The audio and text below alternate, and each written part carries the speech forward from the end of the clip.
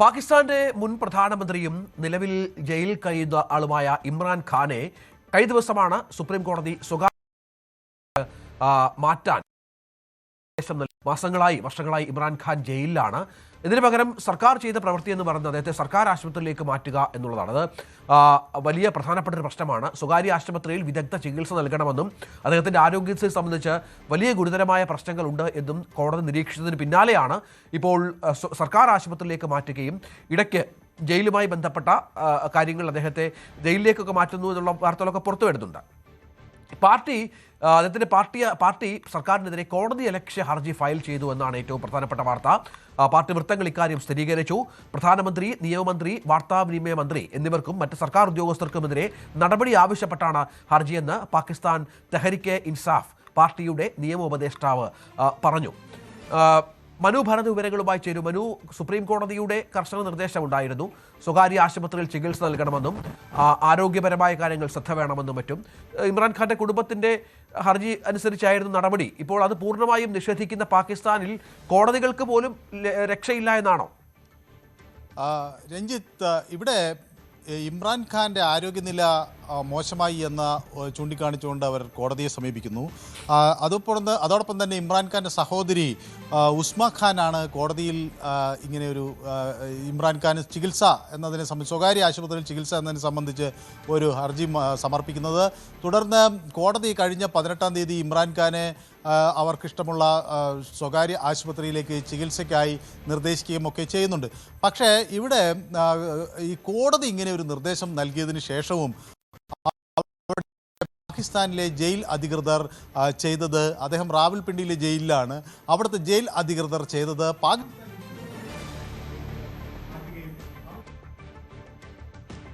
പാക് സർക്കാരിനെതിരെയാണ് കോടതി ലക്ഷ്യ ഹർജിയുമായി ഇപ്പോൾ ഇമ്രാൻഖാന്റെ ബന്ധുക്കൾ, ഇമ്രാൻഖാന്റെ പാർട്ടി തന്നെ രംഗത്ത് വന്ന പശ്ചാത്തലമുണ്ടാകുന്നത്. പ്രധാനമന്ത്രി, നിയമമന്ത്രി എന്നിവർക്കെതിരെയാണ് ഇപ്പോൾ കോടതി ലക്ഷ്യ ഹർജി നൽകിയിരിക്കുന്നത് എന്നാണ് മനസ്സിലാക്കേണ്ടത്.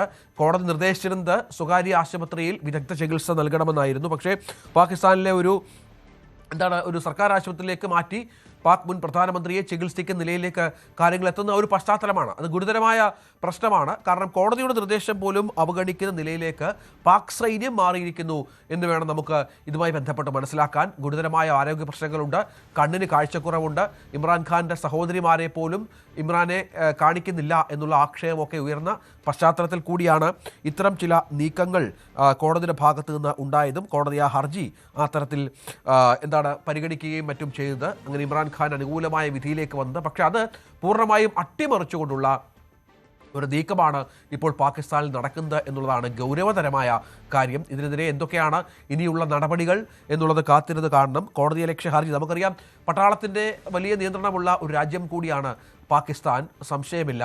അവിടെ അസിം മുനീർ എന്ന സർവ്വ അധികാരിയുണ്ട്. അദ്ദേഹം പറയുന്നതാണ്, നമുക്കറിയാം പട്ടാളവുമായി പോരടിച്ചാണ് പാകിസ്ഥാൻ ഇമ്രാൻഖാൻ അധികാരത്തിൽ നിന്ന് പുറത്താകുന്നത്. അപ്പോൾ ആ പട്ടാളത്തിൻ്റെ അതൃപ്തിയും മറ്റും ഇപ്പോഴും ഇമ്രാൻഖാനെതിരെ ഉണ്ട്. അതുകൊണ്ടാണ് ഇത്ര വലിയ പ്രശ്നങ്ങളിലേക്ക് ഇമ്രാൻഖാൻ മാറുന്ന ഒരു സാഹചര്യം ഒരുക്കിയത്. ഇപ്പോൾ വന്ന ഭരണാധികാരികൾക്കൊക്കെ പട്ടാളത്തെ വിലവെച്ചില്ലെങ്കിൽ ഇത്തരം ഗതികേട് വരുമെന്ന പേടിയും ഭയവുമുള്ള ഒരു രാജ്യം കൂടിയാണ്. മനു, തുടരാം. രഞ്ജിത്ത്, അതാണ് ഞാൻ നേരത്തെ സൂചിപ്പിച്ചത്. ഈ പട്ടാളം അവിടെ കൂടുതൽ ശക്തമായി പിടിമുറുക്കുന്നു എന്നതിൻ്റെ സൂചനയാണ് ഒന്ന് നമുക്ക് ലഭിക്കുന്നത്. ഇമ്രാൻഖാനെ അവിടുത്തെ സ്വകാര്യ ആശുപത്രിയിലേക്ക് മാറ്റണമെന്ന് കുടുംബം ആവശ്യപ്പെടുന്നു. ഉസ്മ ഖാൻ ഇമ്രാൻഖാൻ്റെ സഹോദരിയാണ്. അവരാണ് ഈ ഒരു പ്രധാന ആവശ്യം മുന്നോട്ട് വയ്ക്കുന്നത്. കോടതി അതിന് അനുമതി നൽകുന്നു. പക്ഷേ അതിന് സർക്കാർ തയ്യാറാകുന്നില്ല. സർക്കാർ ഇമ്രാൻഖാനെ ഈ സ്വകാര്യ ആശുപത്രിയിലേക്ക്, ഷിഫ ആശുപത്രിയിലേക്ക് മാറ്റണം എന്ന ആവശ്യം അംഗീകരിക്കുന്നില്ല. മറിച്ച് പാകിസ്ഥാൻ ഇൻസ്റ്റിറ്റ്യൂട്ട് ഓഫ് മെഡിക്കൽ സയൻസിലേക്കാണ് മാറ്റുകയും ചെയ്തിരിക്കുന്നത്. അവിടുന്ന് മാറ്റിയതിനു ശേഷം അദ്ദേഹത്തെ തിരിച്ച് ജയിലിലേക്ക് കൊണ്ടുപോയി എന്നാണ് ഏറ്റവും ഒടുവിൽ ലഭിക്കുന്ന വിവരം. ഇവിടെ ഇത് കോടതി നൽകിയ ഒരു ഉത്തരവിൻ്റെ നഗ്നമായ ലംഘനമാണ്, കോടതി അലക്ഷ്യമാണ് എന്ന് അദ്ദേഹത്തിൻ്റെ പാർട്ടി ചൂണ്ടിക്കാണിക്കുന്നു. ഒപ്പം സഹോദരിയും കുടുംബാംഗങ്ങളും ഈ വിഷയം ചൂണ്ടിക്കാണിക്കുകയും ചെയ്യുന്നു. ഇവിടെയാണ് സർക്കാർ ഇതിനൊരു വിശദീകരണം നൽകുന്നുണ്ട്.